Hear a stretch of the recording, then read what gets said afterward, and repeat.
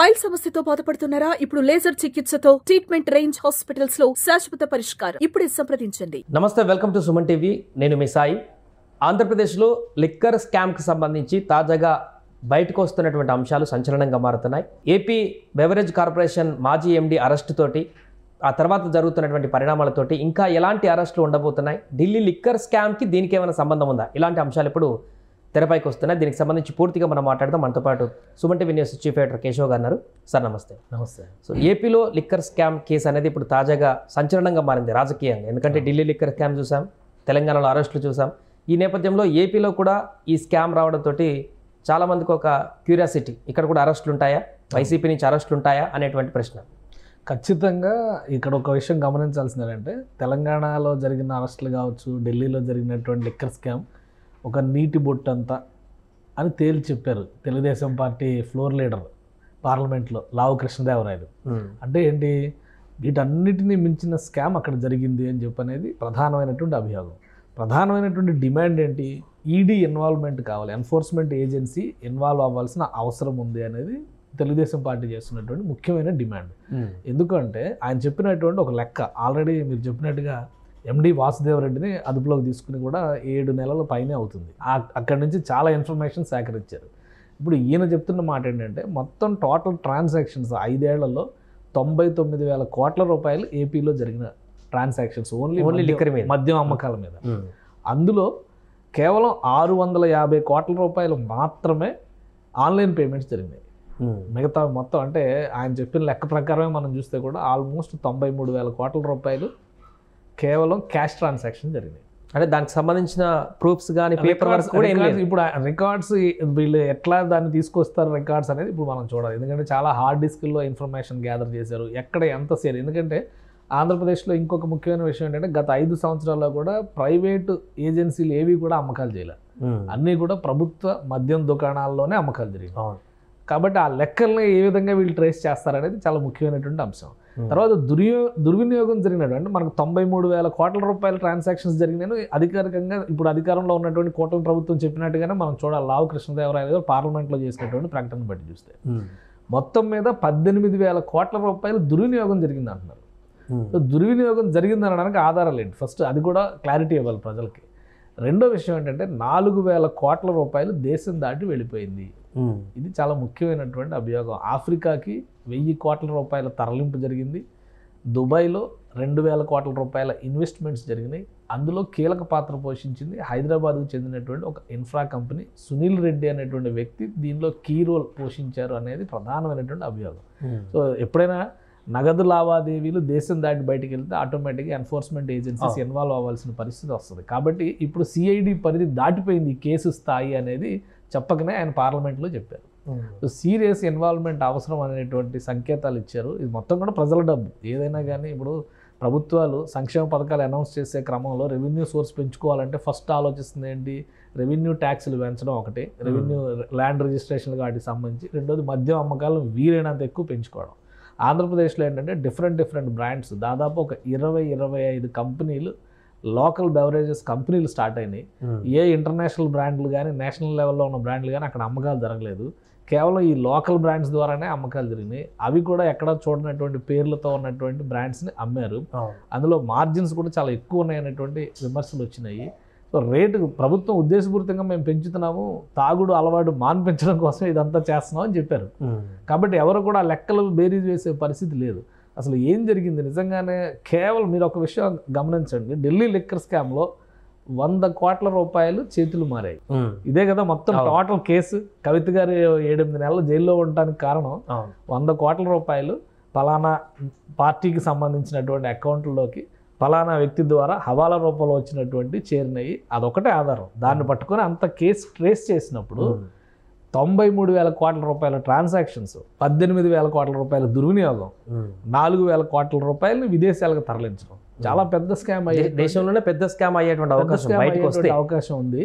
ఇంకోటి ఏంటంటే, పార్లమెంట్లో ఆయన స్ట్రైట్గా చేసినటువంటి మరొక విమర్శ, అవతల పార్టీకి చెందినటువంటి రాజ్యసభ సభ్యుడు రాజీనామా చేశారు. 4 ఏళ్ల టర్మ్ ఉన్నా కానీ ఆయన రాజీనామా చేయడానికి ప్రధానమైనటువంటి కారణం లిక్కర్ స్కామ్, అందుకే రాజకీయ సన్యాసం తీసుకున్నారు అనేటువంటి ఆరోపణ చేస్తున్నారు. ఎందుకంటే ఈ లెక్కలు మొత్తం ఆయన చూశారనేది వీళ్ళు చేస్తున్నటువంటి ఆరోపణ. ఇది చాలా పెద్ద విషయం. ఇది ప్రజలు తెలుసుకోవాల్సినటువంటి విషయం ఖచ్చితంగా ఈడీ ఎంక్వైరీనా సిబిఐ ఎంక్వైరీనా పూర్తి స్థాయిలో అంటే సిఐడి స్థాయి సరిపోకపోతే, ఎందుకంటే నగదు లావాదేవీ ఇప్పుడు 2 రాష్ట్రాల మధ్య ట్రాన్సాక్షన్స్, ఇవి ఏపీ సిఐడి ఏపీ వరకే ఎంక్వైరీ చేయగలుగుతారు. తెలంగాణ రాష్ట్రం నుంచి లేదా హైదరాబాద్ నుంచి ట్రాన్సాక్షన్స్ జరిగాయి అనేటువంటి వాటి మీద వాళ్ళు ఎంక్వైరీ చేసేటువంటి స్కోప్ చాలా తక్కువగా ఉంటుంది. సో 2 కూడా సెంట్రల్ ఏజెన్సీస్కి అప్పగిస్తే ఈడీ సిబిఐ ఇన్వాల్వ్ అయితే వాస్తవం ఏంటనేది ప్రజలు తెలుసుకోవాలి. ఎందుకంటే ఒక్క విషయం, ఏ స్కామ్ జరిగినా కానీ మనం చూసేటువంటి ఒకే ఒక అంశం ఏంటంటే చట్టాన్ని మీరు చేసినటువంటి చట్ట అతిక్రమణలే కుంభకోణాలు కదా. కానీ ఇక్కడ ప్రభుత్వమే చేయించినటువంటి వ్యవహారం అయినప్పుడు ప్రజలు ఎవరో ఇప్పుడు డబ్బులు మీకు క్యాష్ ట్రాన్సాక్షన్స్ చేయొద్దు అని కేంద్ర ప్రభుత్వం నెత్తి నోరు కొట్టుకుంటే ప్రతిదీ క్యాష్ ట్రాన్సాక్షన్ అయిపోయింది ఆంధ్రప్రదేశ్లో. అది చాలా దురదృష్టకరమైనటువంటి సందర్భం కదా. ఇప్పుడు ఈవెన్ చంద్రబాబు నాయుడు గారు ప్రభుత్వం కూడా ఇంటింటికి వెళ్ళి పెన్షన్లు ఇస్తున్నారు. అంతకుముందు అదే చంద్రబాబు నాయుడు గారు జన్ ధన్ ఖాతాలను ఓపెన్ చేసి మీ అకౌంట్లో డబ్బులు వేసేవాళ్ళు. ఇప్పుడు ఆ ట్రాన్స్పరెన్సీ కూడా ఇక్కడ పోయింది కదా. కాకపోతే డబ్బులు చేతికి ఇస్తున్నారు కాబట్టి ఎంత ఇస్తున్నారు ఏంటనేది లెక్క తెలుస్తుంది కాబట్టి ఒక క్లారిటీ ఉంది ఆ లెక్కలో.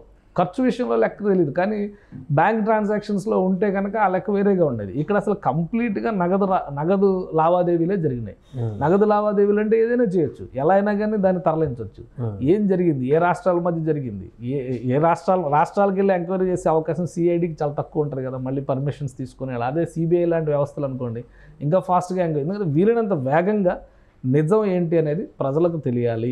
మళ్ళీ ఇది ఒక కుంభకోణం అనేటువంటి పేరుతో 2 ఏళ్ళు 3 ఏళ్ళు కాలయాపన చేసి అధికారం అయిపోయిన తర్వాత ఏమీ లేదు. జగన్మోహన్ రెడ్డి గారు అదే చేశారు, అన్ని కుంభకోణాలే అని చెప్పారు ఆయన. ఒకదాన్ని ఎవిడెన్స్తో ప్రూవ్ చేసేటువంటి పరిస్థితి లేదు. ఇవన్నీ రాజకీయ ఆరోపణలుగా తేలిపోయినాయి. 5 సంవత్సరాలు ప్రజలకు టైం వేస్ట్ ఈ సోదంతా విని. ఒకవేళ నిజం ఉంటే మీరు పట్టుకొని ఉండాల్సింది, అది జరగలేదు. రేపు చంద్రబాబు నాయుడు గారి ప్రభుత్వం కానీ కూటమి ప్రభుత్వం కానీ ఇలానే కాలయాపన చేస్తూ వదిలేస్తే కనుక ప్రజలకు నష్టం జరుగుతుంది. ఖచ్చితంగా కేంద్రం ఇన్వాల్వ్ అవ్వాల్సినటువంటి అంశం ఇది. ఈడీని కానీ సిబిఐని కానీ ఎంక్వైరీ కాల్ఫర్ చేయాల్సినటువంటి అంశం ఇది. 4,000 కోట్ల రూపాయలు 18,000 కోట్ల రూపాయలు దుర్వినియోగం. ఐటీ అధికారులు కూడా ఇన్వాల్వ్ కావాల్సిన అవసరం ఉంది. ఎందుకంటే క్యాష్ ట్రాన్సాక్షన్ మొత్తం 93,000 కోట్ల ట్రాన్సాక్షన్ అంటే పన్ను ఎగవేతకు సంబంధించి ఒక ప్రభుత్వం ఇంకో ప్రభుత్వం దగ్గర చేసినటువంటి ఒక ఐటీ ఇప్పుడు మామూలు సామాన్యమైన వ్యక్తులకి సంబంధించి ఒక బ్యాంక్ అకౌంట్లో వరుసగా 4 సార్లు 4 లక్షల రూపాయలు డిపాజిట్ అయితేనే ఎందుకు చేశారనేటువంటి నోటీసులు, పానీపూరి బండి కానీ మన కుంభమేళలో కూడా ఐటీ నోటీసులు ఇచ్చింది. మరి 93,000 కోట్ల రూపాయల ట్రాన్సాక్షన్స్ కి ఐటీ పట్టించుకోలేదా, ఏం జరిగింది ప్రజలకు తెలియాలి. ఎందుకంటే ప్రతి విషయంలో కూడా వీళ్ళందరూ కొల్యూడ్ అయ్యేటువంటి వాతావరణం కనిపిస్తున్నప్పుడు ఇప్పుడు ఏ ప్రభుత్వం ఉంటే ఆ ప్రభుత్వానికి అనుకూలంగా అధికారులు వ్యవహరించడం అలవాటు పడిన తర్వాత నిజాలు తెలియడం కూడా చాలా కష్టంగా మారింది. కాబట్టి ఈ విషయంలో మాత్రం ఇదే ఒక రోడ్ మ్యాప్ అనుకుంటే రేపు ఇంకొక రాష్ట్రం ఫాలో అవ్వచ్చు, ఇంకో చోట జరగవచ్చు. కాబట్టి ఖచ్చితంగా నిజాలు ప్రజలకు తెలియాల్సిన అవసరం కనిపిస్తుంది. ఎన్ఫోర్స్మెంట్ ఏజెన్సీస్ని ఇన్వాల్వ్ చేయాల్సినటువంటి అవసరం కనిపిస్తుంది.